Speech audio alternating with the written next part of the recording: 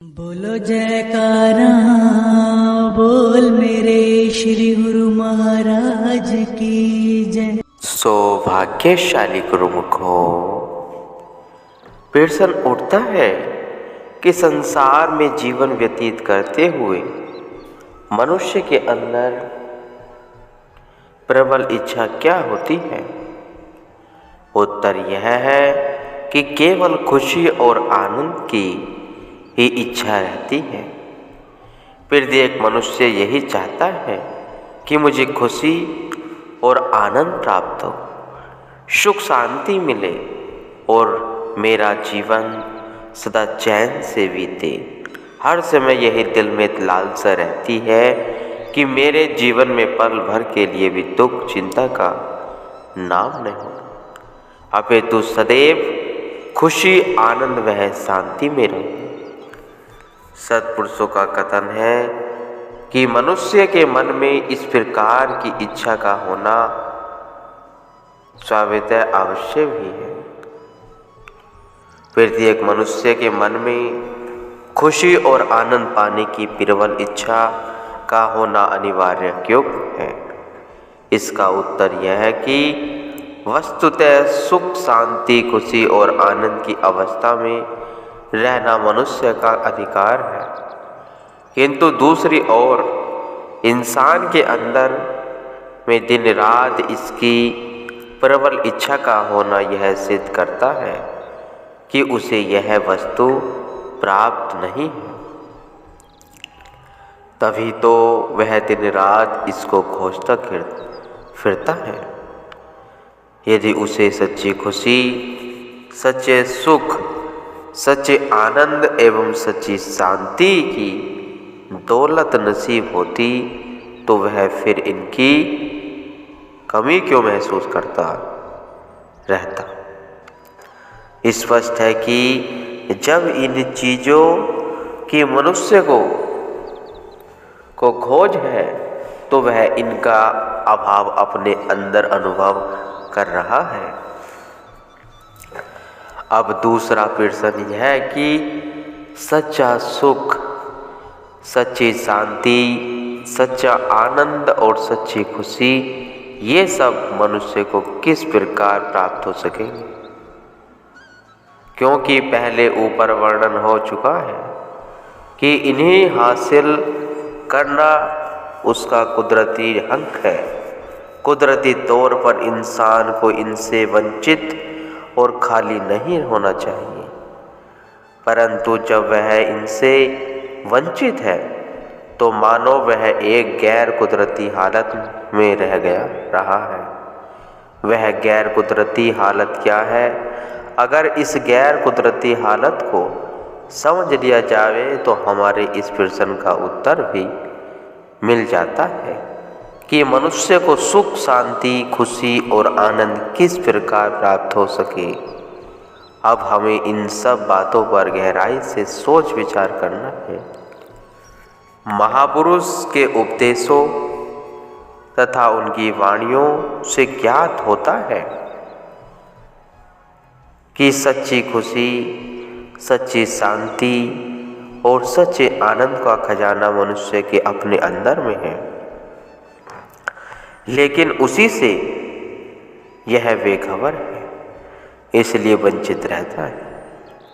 अब दिन रात मनुष्य को सच्ची खुशी और आनंद की तलाश लगी रहती है, परंतु वह चीज़ें किस प्रकार मिलेंगी?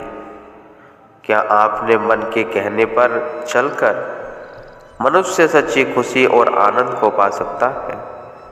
जरा विचार करें तो मालूम होगा कि अपना मन मनुष्य को संसार के मिथ्या पदार्थों में, मोह माया की रचना में, शरीर तथा इंद्रियों के भोगों में, धन दौलत और कुटुंब परिवार आदि में ही झूठी खुशी झलक दिखलाकर भरमाता रहता है। किंतु क्या इन सब के मिल जाने से सचमुच खुशी और आनंद प्राप्त हो जाते हैं? क्या इन्हें पाकर मन में शांति और तृप्ति आ जाती है? किसी दूसरे के कहने सुनने पर न न जाकर मनुष्य स्वयं अपने जीवन के अनुभव से ही इसका निर्णय करे। जीवन काल में हजारों लाखों बार ये चीज़ें मिलती हैं और बिछुड़ भी जाती हैं, क्योंकि ये सब माया काल की रचना के समान है। इसलिए इनका एक अवस्था में स्थिर रह सकना संभव नहीं है। अतएव ये समान प्राय मिलते और बिछुड़ते रहते हैं। इनके मिलने और बिछुड़ने का मनुष्य पर क्या प्रभाव पड़ता है? मिलने से खुशी और आनंद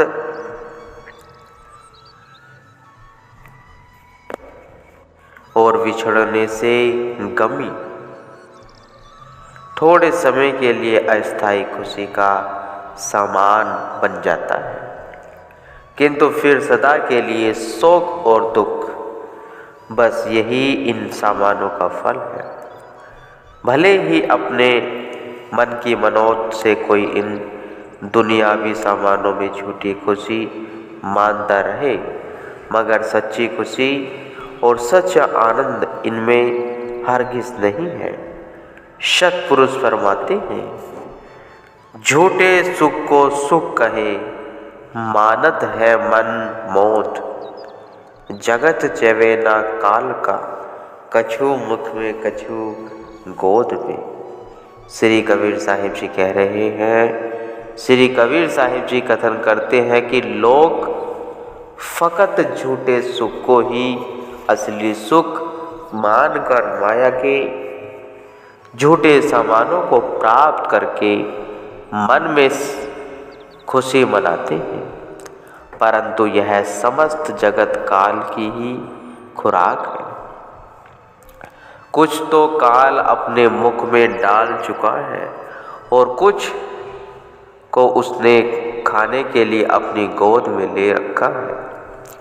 मन के ढकोसलों और दुनियावी पदार्थों के रस भोगों की वगैरह में इंसान का सच्ची खुशी और शांति का सामान हासिल नहीं हो सकता। तब सच्ची खुशी और सच्चा आनंद कहाँ है और क्यों कर मिल सकेगा? यही एक गहरा सवाल है जो जिंदगी में बार बार इंसान के सामने आ खड़ा होता है, और प्रत्येक बार मनुष्य इस कठिन प्रश्न का उत्तर पाने में असफल रहता है। बार बार मन इंसान को धोखा देकर भुलाता और सुख या खुशी के नए नए ठिकाने मानकर नई नई चीज़ों और नए नए रसों में सुख की खोज में लपकता है, परंतु जिस वस्तु की खोज है वह फिर भी नहीं मिलती, क्योंकि यदि शरीर तथा इंद्रियों के भोगों में सच्ची खुशी और सच्चा आनंद होता, तब तो यह नीच योनियों तथा पशुओं को भी प्राप्त हो सकता था। शरीर के भोग तथा नीच योनियों तथा पशुओं को भी प्राप्त होते यदि धन दौलत तथा मान बढ़ाई में ही सच्ची खुशी होती तो उनके पा लेने से मिल जाती। तब तो संसार में जितने धनवान तथा ऐश्वर्यवान हैं वही सच्चे अर्थों में सुखी और आनंद रूप होते, और उनके मुकाबले में धनवान दुखी रहते। किंतु ऐसा भी नहीं, क्योंकि अनुभव से मालूम होता है कि बड़े बड़े धनपति तो सच्चे सुख सच्ची शांति वह खुशी से वंचित रहते हैं, और उनके मुकाबले में कोई निर्धन ही सच्ची खुशी के मालिक होते हैं। इससे स्पष्ट हुआ कि सच्चा सुख न तो संसार के रस भोगों में है, न मायावी पदार्थों में है, न ऐश्वर्य एवं बढ़ाई में है, और न ही मन की गणतांत बातों में है, बल्कि सच्चा सुख सच्ची खुशी सच्ची शांति और सच्चा आनंद कहीं और ही है। संतों का कहना है कि शांति और खुशी इन सामानों में कदापि नहीं है और न ही इनमें खोज करने से मिल सकेगी। जीव को शांति तथा आनंद की खोज तो निस्संदेह है, किंतु गलत उपाय से खोज कर रहा है। जहाँ यह ढूंढता फिरता है वहाँ यह चीज नहीं है, और जहाँ पर है वहाँ यह खोज ही नहीं करता। फिर उसे मिले तो क्यों कर मिले। अपने मन के झूठे ख्यालों से तो यह चीज नहीं पाई जा सकती।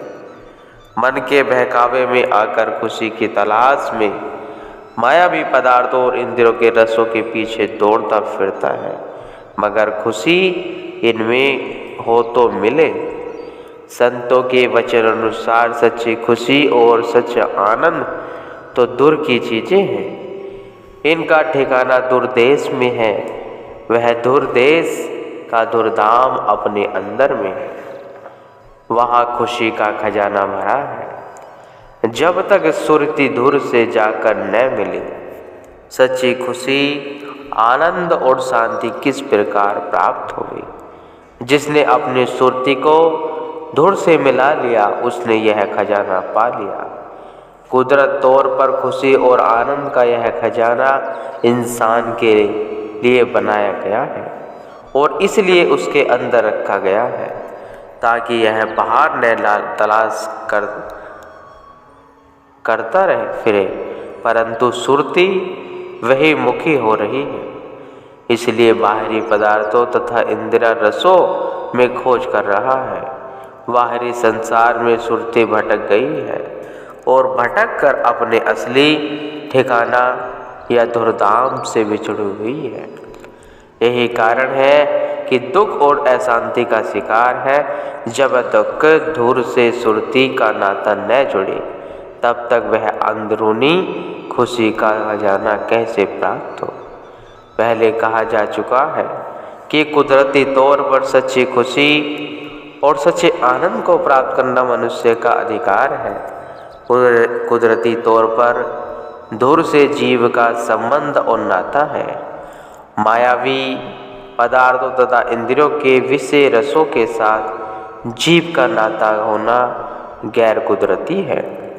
यदि इन रसों और पदार्थों के साथ ही कुदरती नाता होता तो इन्हें पाकर खुशी और आनंद क्यों न मिल जाते, परंतु नहीं।